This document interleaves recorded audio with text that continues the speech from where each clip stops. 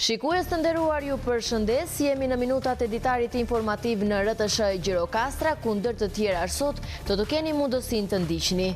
Nga Gjirokastra, gjatë turit të takimeve me qytetarët dhe bazën socialiste, kryeministri Edi Rama u shpreh optimist për ecurinë e procesit të integrimit evropian. Në Asamblenë e Partisë Socialiste ai tha se synohet mbyllja e kapitujve të negociatave deri në vitin 2027 dhe ratifikimi i traktit të antarësimit deri në vitin 2029.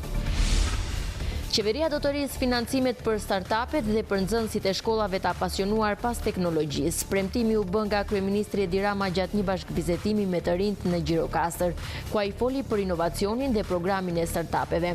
Rama theksoi se synimi është zgjerimi i mbështetjes për idetë e reja teknologjike, duke u dhënë mundësi nxënësve dhe studentëve të zhvillojnë projekte që në fazat e hershme të edukimit. Ministri i Bujqësisë Andi Salla u ndal në zonën e Çajupit në Gjirokastër, ku vizitoi stanin që vijon prej 3 brezash. Ministri vlerësoi këtë model që ndërthur blegtorinë me turizmin dhe ftoi sipërmarrësit të aplikojnë në skemën kombëtare dhe në programin dyfishon ndërmarrjen tënde me qëllim zgjerimin e mëtejshëm të aktivitetit dhe rritjen e vlerës së prodhimit në zonë. Në fshatin e rinj të Lunxhërisë, pranvera sjell gjallëri të re mes natyrës dhe traditës që mbeten pjesë e përditshmërisë së banorëve. Bujqësia dhe blegtoria janë ende burimi kryesor i jetesës, ndërsa afërsia me malin e Çajupit po tërheq vizitor, duke dhënë zonës një zhvillim të ri përmes turizmit rural. Ju njohim tani më gjërësisht. Nga Gjirokastra, gjatë turit të takimeve me qytetarët dhe bazën socialiste, kryeministri Edi Rama u shpreh optimist për ecurinë e procesit të integrimit evropian. Në Asamblenë e Partisë Socialiste ai tha se synohet mbyllja e kapitujve të negociatave deri në vitin 2027 dhe ratifikimi i traktit të antarësimit deri në vitin 2029. Rama theksoi se misioni kryesor i forcës që drejton është rruga drejt bashkimit evropian, duke shtuar se dezinformimi dhe spekulimet nuk mund të pengojnë në këtë proces.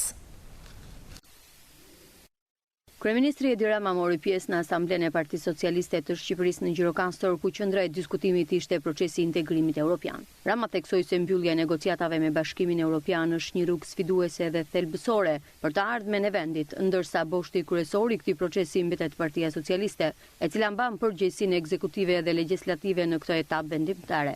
Rama kujtoi se një mandat i fortë ishte i domosdoshëm për të mos lejuar që procesi i antarësimit të merrej peng nga opozita. Nëse ne nuk do i kishim ato vota në parlament, ne sot nuk do kishim më negociata me Bashkimin Evropian, po do kishim presion për të bërë negociata me palavit që kemi në opozitë, se do na kishin marrë peng.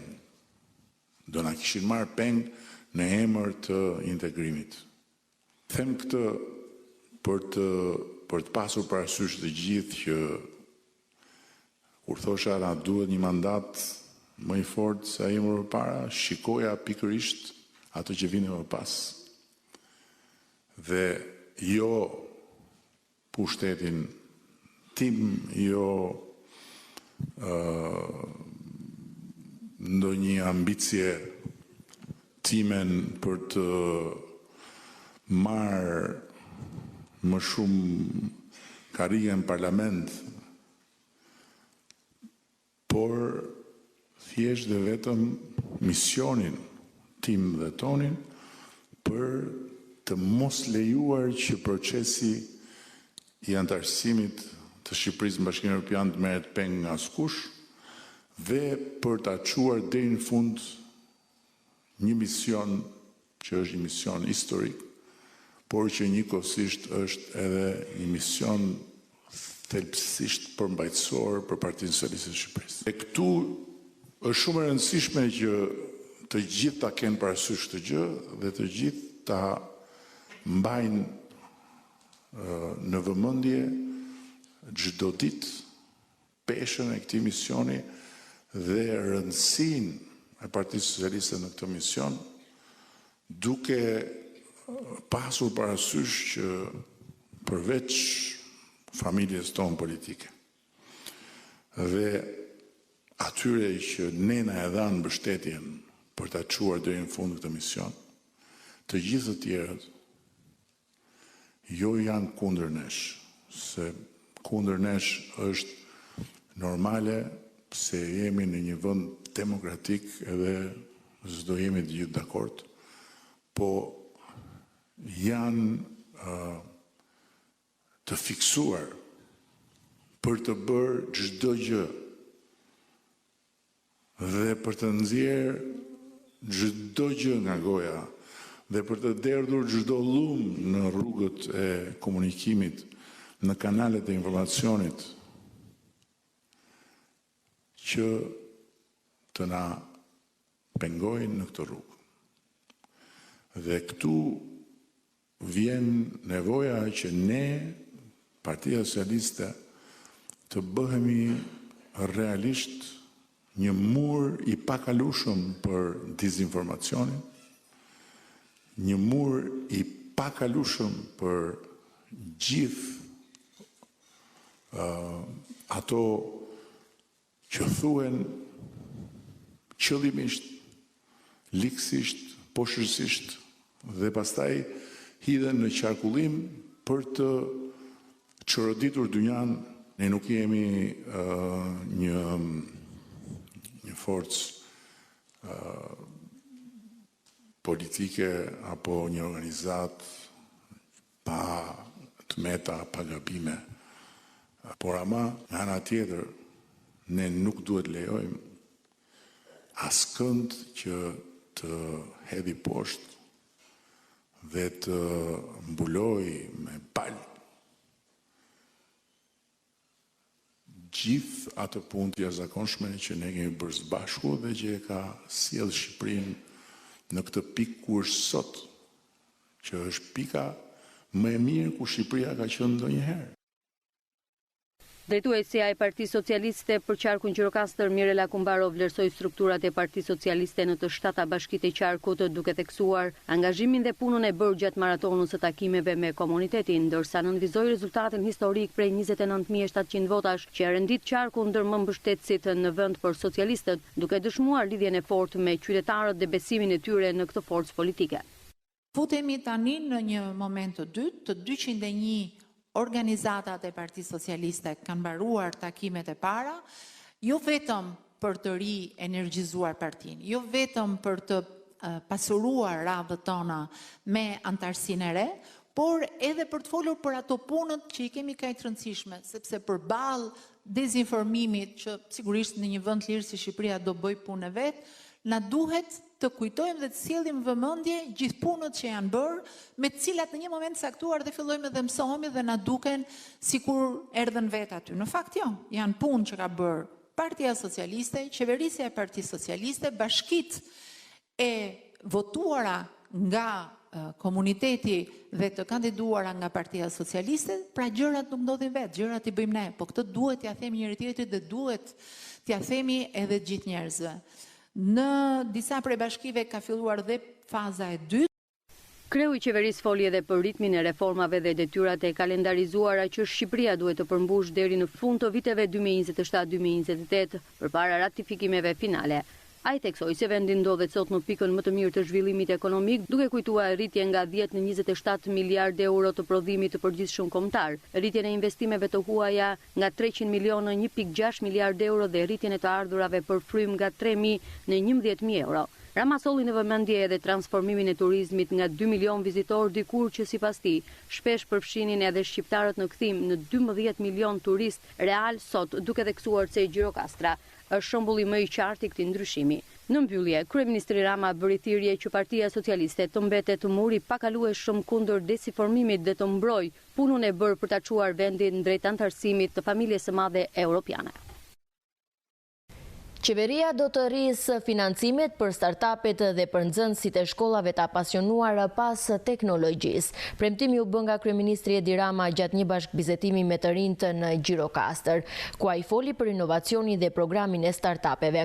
Rama theksoi se synimi është zgjerimi i mbështetjes për idetë e reja teknologjike, duke u dhënë mundësi nxënësve dhe studentëve të zhvillojnë projekte që në fazat e hershme të edukimit.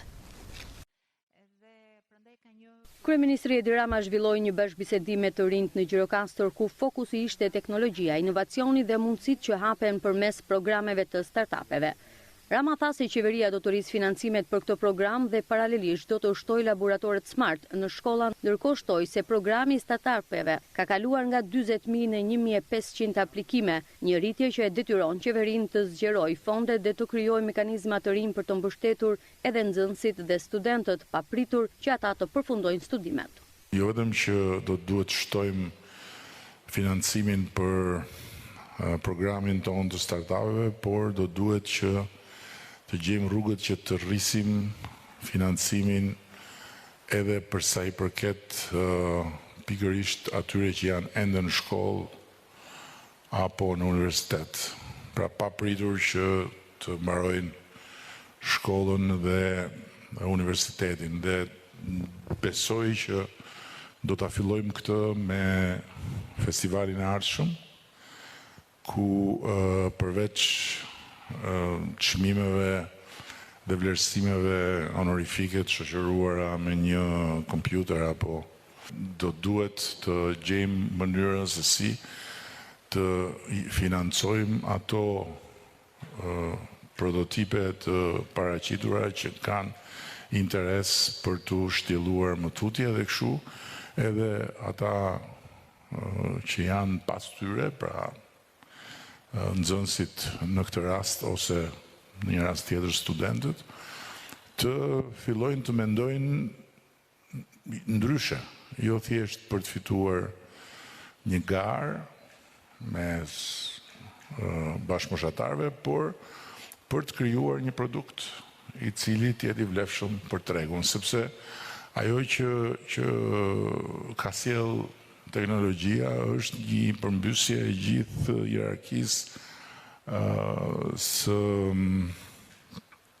vlerave, nëse mund të flasim kështu, që krijohen në vite në sistemin tradicional të progresit linear, duke na provuar se vajza dhe djemë fare të rinj mund të jenë inovator të jashtëzakonshëm në rrugën e progresit eksponencial, që është një tjetër trajektore komplet nga progresi me të cilin jemi mësuar në histori. Thënë gjitha këto, unë besoj që ja vlen të shtoj edhe faktin se të vazhdojmë të plotësojmë të gjithë sistemin e shkollave me laboratorët smart, në mënyrë që t'i japim mundësi të gjithë fëmijëve që të kenë akses në teknologji që në hapat e parë të shkollës, dhe nga ana tjetër do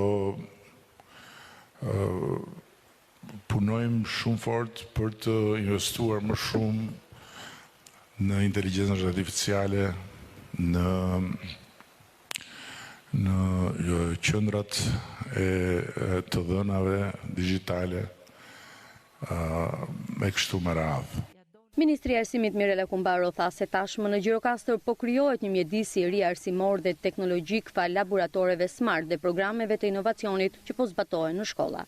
Ajo theksoi se investimet në pajisje digjitale, në aktivitetet krijuese dhe në mbështetjen e talenteve të rinj, po i japin qytetit një dimension të ri zhvillimi duke bërë Gjirokastrën një qendër gjithnjë më të rëndësishme për arsimin modern dhe kreativitetin e të rinjve. Kemi një përzierje të gjithë të rinjve, të cilët shohin jo vetëm turizëm edhe bujqësi në Gjirokastër, por edhe shpresën për inovacion, që gjithmonë më shumë bëhet bashkëpunëtar yni edhe në ato fusha ku duket sikur nuk ka lidhje me inovacionin dhe teknologjinë. Nga ana tjetër, unë përfitoj nga rasti për të thënë që në përgjithësi ne po shtojmë programet jo vetëm sigurisht në Gjirokastër, po që këtu nga Gjirokastra, po dua ta them për të gjitha shkollat, për të nxitur talentet në fushën e teknologjisë. Është hera e parë që te festivalin e organizuam si vjet, por ato që quhen lëndët STEM, që është biologjia, shkencat e natyrës, matematika, kemi shumë nevojë të zbulojmë talentet dhe të nxisim, madje po rishikojmë bashkë me ligjin e arsimit lart dhe mundësinë që të financohen me bursa studimi, jo vetëm në nivelin bachelor, por edhe në master, studentët me bursë të plot që zgjedhin këto dek për të formuar, për të diplomuar dhe pastaj për të pasuruar dhe radhët e mësuesve, se na duhet të krijojmë sot brezat për disa profesione të cilat kanë nevojë për talent, kanë nevojë për punë, kanë nevojë për pasion. Edhe teknologjia është një prej tyre dhe inovacioni është një prej tyre. Kryeministri Rama gjithashtu u ndali edhe te transformimi që sjell teknologjia në sistemin tradicional të progresit, duke theksuar se të rinjt sot kanë mundësi të bëhen inovator të fuqishëm në një realitet ku progresi është eksperimental. Në fund ai garantoi se qeveria do të vazhdojë të pajisë shkollat me laboratore smart dhe të investojë më shumë në inteligjencën artificiale dhe qendra digjitale të dhënave për t'i paraprirë zhvillimeve të së ardhmes. Kompania Allegria në Gjirokastër është kthyer në një histori suksesi për eksportet madei në Albania, duke rritur ndjeshëm praninë në tregjet si SBA, Kanada, Mbretërinë e Bashkuar dhe Belgjik. Gjatë vizitës, kryeministri Edi Rama u njoh me investimet dhe teknologjinë e re në agropërpunim, ndërsa ministria Mirela Kumbaro vlerësoi kompaninë si një model suksesi që ndërthur traditën me inovacionin dhe mbështetjen institucionale. Shumë produkte shqiptare made in Albania kanë njohur rritje të ndjeshme të eksporteve vitet e fundit fal zhvillimit të kompanive vendase që janë kthyer në histori suksesi kombëtar. Ky progres është rezultati i kombinimit të iniciativës private me skemat mbështetëse të qeverisë për sipërmarrjen, bujqësinë dhe agropërpunimin. Një prej këtyre historive është kompania e frutave të thata Allegria në Gjirokastër, e cila është vizituar gjatë vizitës në Gjirokastër nga kryeministri Rama, ku ai u njoh nga afër me investimet më të fundit, teknologjinë moderne dhe produkte tradicionale që me eksportohen në tregje si SBA, Kanada, Mbretërinë e Bashkuar dhe Belgjika. Ministri e Arsimit Mirela Kumbaro, e cila shoqëronte kryeministrin në vizitë, vlerësoi transformimin e kompanisë si një model frymëzues për sipërmarrjen shqiptare. Kjo që shikonin këtu është në fakt ndërtimi më i ri, e ka nisur me një gjë fare të vogël dhe sot ka pushuar tregun me produkte tradicionale që ja agropërpunohen dhe me frutat e thata, të cilët me teknologjitë e reja që kanë bërë edhe gjithë pajisjet e hotelerisë shqiptare me paketimet e vogla që sot janë shumë kërkuara. Turizmi nga një anë krijoi gjembe një mundësi të re për investim dhe për zgjeruar ofertën e tyre, kështu që bën edhe vlerje të reja teknologjike dhe inovacion. Edhe më vjen shumë mirë që vetëm një vit më parë kjo nuk ishte, kur ishim bashkë këtu. Nuk ishte. Po ju e dini më mirë historinë. Falë suportit tuaj realisht që na u bë mundur për ta ngritur, sepse normalisht hapat që po hedhin këto 3 vitet e fundit, neve si kompani ishin shumë të mëdha dhe kishim nevojë për zgjerim.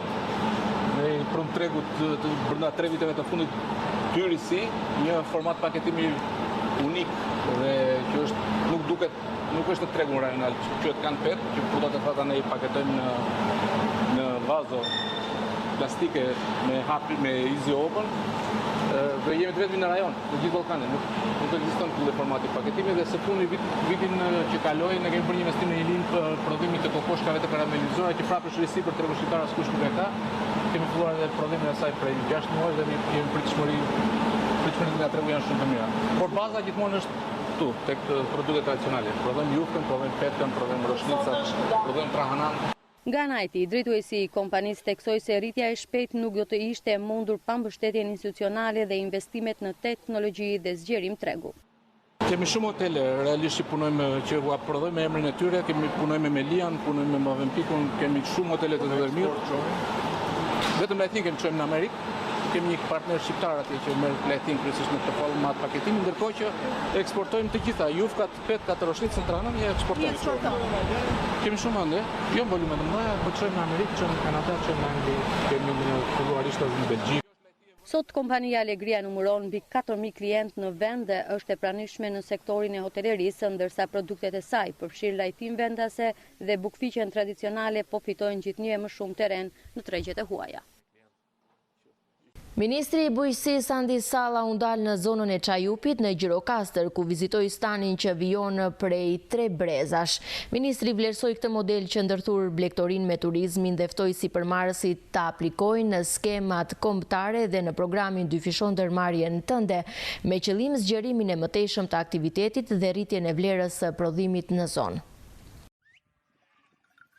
Gjatë vizitës në Gjirokastër, Ministri i Bujqësisë Andi Salla u ndal në zonën e Çajupit, në një prej shembujve më të veçantë të blegtorisë dhe agroturizmit në vend, stanin e Pullum Kokos. Ky është një biznes familjar që vijon prej 3 brezash, ku sot mbar shtohen rreth 1200 krerë dele dhe 800 qengja, duke ruajtur traditën e hershme të blegtorisë në zonën malore të Gjirokastrës. Ministri Salla vlerësoi kombinimin e traditës me inovacionin e ekonomi rurale, duke e cilësuar këtë si një model që sjell zhvillim të qëndrueshëm për zonën. Ai theksoi gjithashtu rëndësinë e mbështetjes shtetërore për sipërmarrje të tilla, duke ftuar fermerin të aplikojë në skemën kombëtare të bujqësisë dhe në instrumentet financiare mbështetëse.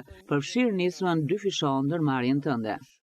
Kemi 1200 krerë dele, pa qenja, pa rimontin. Unë jam brezi 3 që trashëgoj këtë tufë. Gjyshi babaj, unë. Çfarë të duhet tjetër nga skema kombëtare për atë masë që ne kemi vendosur? Pra, ne kemi vendosur pajisje, tankera për qumshtin, pra do krijojmë një stand model, siç ti ke ndërtuar këtu, por duhet të japim mesazhe edhe për stande të tjera në gjithë Shqipërinë. Gjithçka është eficiente, edhe pjesa e paneleve. Sepse tek stani që ne kemi vendosur në radhë të paru është rrethimi, është rrjeta elektrike që rrjeta elektrike shërben për pjesën e kullotës që ta hash me sistem kullotën, sepse është me frutshme. Por unë jam plumbi, kam delet dhe natyrën. Dhe këto i kam ndërthurur të treja. Në momentin që unë i kam të treja këto, ti jeton me natyrën. Jetoj me natyrën. Dhe kjo është gjë e madhe kush e mendon që do të jetoj me natyrën. Sepse ka njerëz që duan ta shikojnë natyrën nga larg dhe nga fotot. Jo, nuk është kjo. Duhet ta prekësh natyrën apo eksperiencën që të vish të flesh në një stan. Të flesh në një stan, qoftë tek mua, qoftë tek barinjtë e tjerë, qoftë tek sepse Shqipëria është e rrethuar nga malet, dhe malet i ka shumë të bukura. Nuk është vetëm mali i Çajupit, ka domethënë gjitha malet që na rrethojnë ne kanë veçoritë e veta, kanë bukuritë e veta. Kam 8 vite që e ushtroj unë këtë pjesë. Stanin e kam kthyer në atraksion turistik, si për vendasit edhe për të huaj. Pullum, në qoftë se do të kishte një tanker të mirë për transportin brenda standardit, është nga pajisjet e rëndësishme për ti? Patjetër, sepse klienti e krijon atë sigurinë dhe thotë që po, këtu vlen. Ku e çon qumshin? Qumshin vjen e merr në një punishte artizane, është në fshatin Asim Zenel, ndër disa tufaj, është artizan i vjetër. Sa kilogram do ndit? Tani 100 kilogram për arsye sepse si kam këputur dhënë.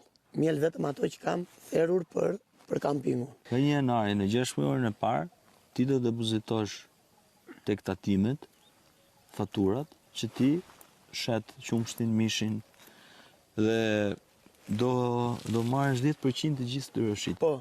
Qofse ti faturon 50 milion lekë të vjetra në vit, qumësht mish, ti do të marrësh 5 milion lekë. Po. Kjo është një ndihmë e madhe. Është rëndësishme që ti dhe çdo blegtor tjetër të bëhet pjesë e skemës kombëtare. Aktualisht në 20 bashki ne po bëjmë bashkitë e para, pra, sepse do të bëjmë në 61 bashki, por 20 SBB-t e para ne i kemi krijuar tashmë.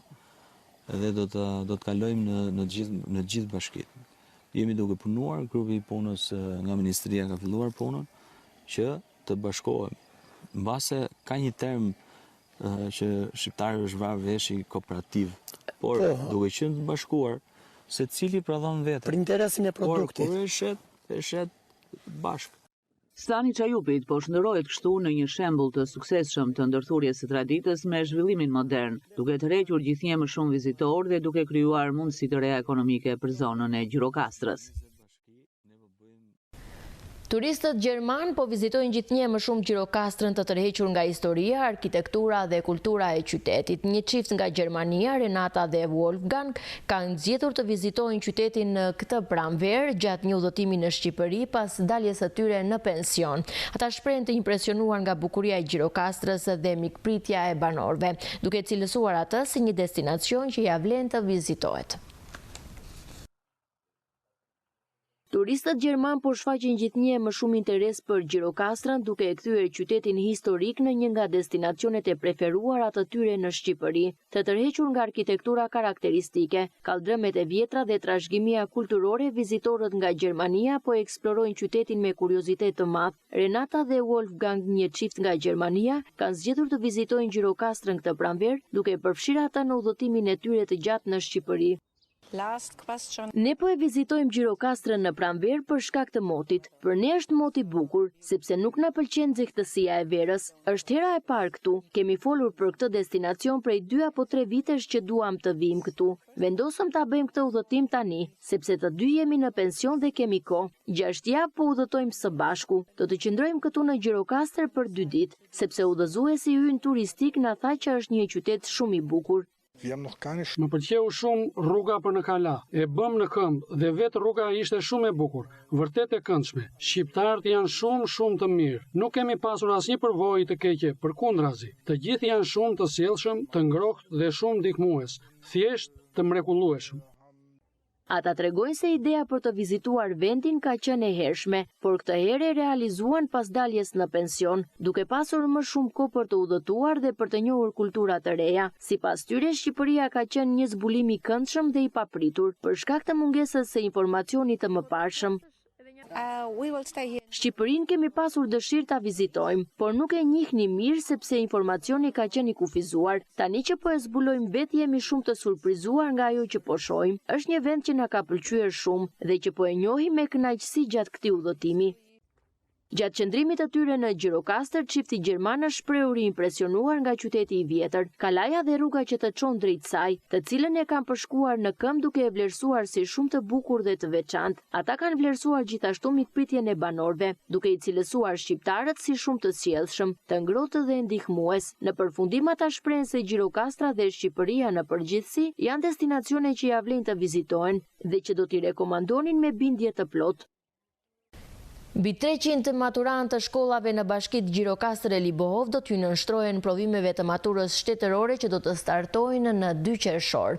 Të rinj prej muajsh janë bërë tashmë pjesë e konsultimeve që organizohen nga shkollat me qëllim që të plotësojnë mangësitë që kanë apo dhe vështirësitë që hasin në tema të ndryshme. Maturantët Gjirokastrit janë në përgatitjet e fundit për provimet e maturës shtetërore. Përveç programit të përditshëm, ata po i kushtojnë vëmendje të veçantë edhe lëndëve ku do të testojnë gjatë muajit qershor për të përmbyllur me sukses studimet e mesme. Të rinjt shprehen se po punojnë fort duke u bërë pjesë edhe e konsultimeve të organizuara nga shkollat në bazë të një kalendari të detajuar. Maturante, besoj se ky është nga momentet më të rëndësishme të kësaj etape 3-vjeçare. Jemi përgatitur, besoj që nga viti i parë dhe jo tani në vitin e fundit, pasi gjatë gjithë kohës jemi përpjekur që të kemi synim provimet e maturës.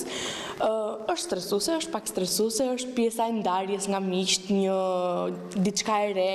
Kështu që besoj se është sa e vështirë aq edhe e bukur. Është nga ato momente domethënë që njerëzit e mbajnë gjatë në kohë dhe në memorien e tyre. Besoj se ka për të qenë e vështirë, por gjithashtu një nga fazat më të rëndësishme të jetës sonë. Përgatitja është goxha e madhe. Kemi gjatë orëve të mësimit, pas orëve të mësimit, kemi konsultimet, gjithashtu disa preferojnë të shkojnë në kurse private për një përgatitje akoma më të madhe, varet nga dega që ata zgjedhin të vazhdojnë, dhe me mësuesit gjatë orëve të mësimit përpiqemi domethënë që të kryejmë sa më shumë nga modelet e provimeve të maturës shtetërore dhe besoj se deri në këtë moment ja kemi arritur asaj që kemi dashur. Mos këto 2 muajt e fundit, përpara provimeve, janë 2 muaj shumë të ngarkuar për ne si maturant. Përveç stresit dhe presionit emocional që kemi jo nga të tjerët, po vetë nga vetja për të arritur rezultate sa më të larta, po bëhet një punë intensive për sa i përket lëndëve që do të hidhen në provim. Pra lënda e gjuhës shqipe dhe letërsisë, lënda e matematikës, gjuha e huaj dhe lënda me zgjedhje. Zhvillojmë përtej mësimeve të pavarura në shkollë, zhvillojmë dhe konsultime pas mësimit, pra orën e 7. Gjithashtu, nxënësit që dëshirojnë të punojnë më shumë, punojnë në shtëpi. Unë personalisht harxoj një kohë të madhe pas shkolle për të mësuar, për të studiuar dhe për të përkushtuar sidomos këtyre lëndëve shkencore që kam zgjedhur të ndjek. Ne po përgatitemi për maturën shtetërore.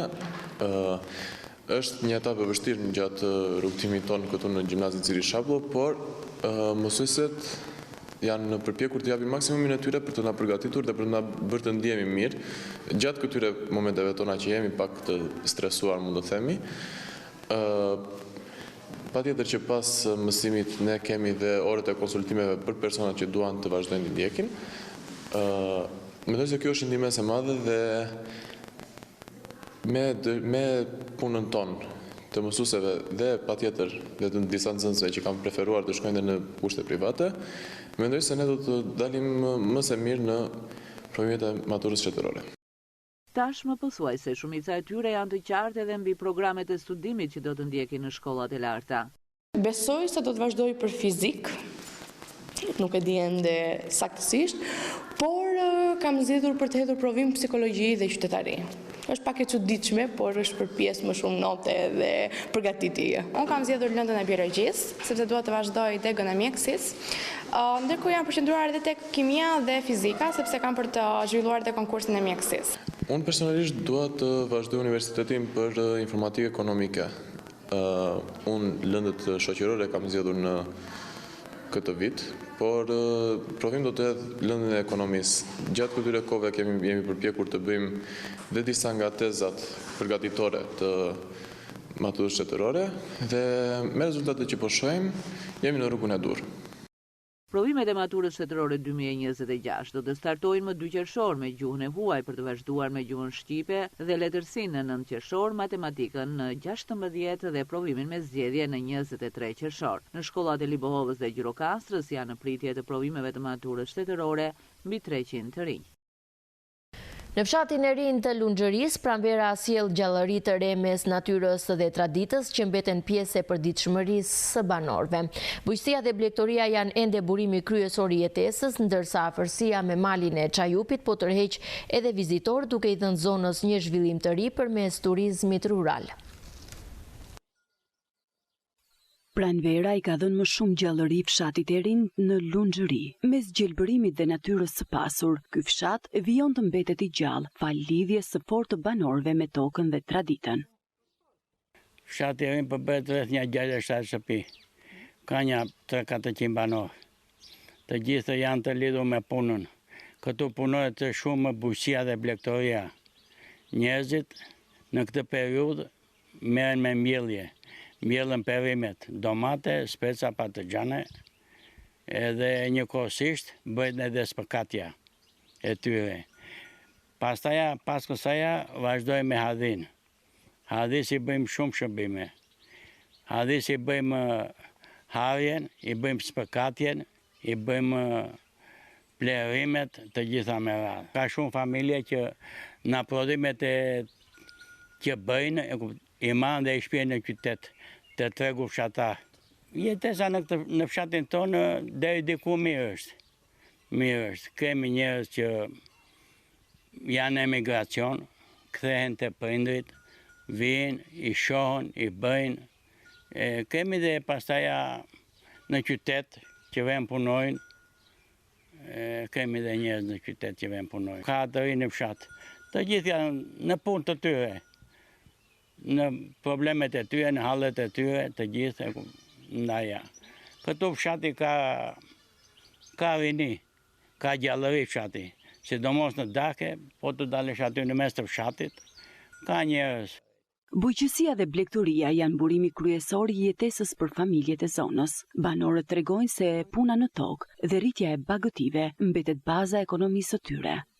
Njerëzit më shumë miren me bujqësira, me gjërat vogla, një pjesë që kanë bagti, pjesa tjetër kanë ikur emigrant, kanë mbetur vetëm një pjesë pleq tani këtu, ata. Ju çfarë profesioni keni? Unë punoj në ndërtim. Si është? Ka kërkesa për Kërkesa ka, nuk ka forcë punëtore. Ne këtu në fshat pak a shumë është një grup rini që e kalojmë.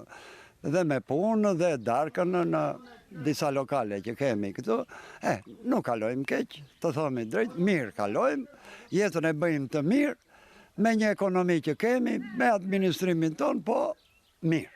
Jetesa është si shta bësh, po të punosh, do kesh, do hash. Shka fshati, fshati e rinë dhe është balë i fshatrave, se ka klimën, ka çdo gjë, ka ajrin, ka të themi.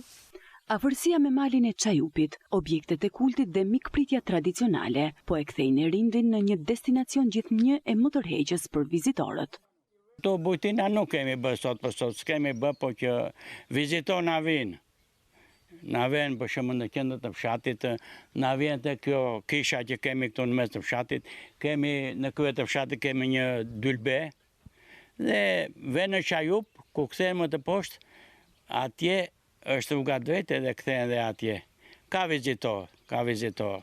Mes natyrës, traditës dhe punës së palodhur, Erindi mbetet një nga fshatrat që vazhdon të jetojë dhe të zhvillohet në jug të vendit.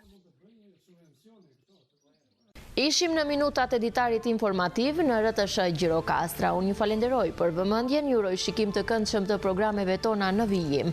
Bashkë, mirupafshim.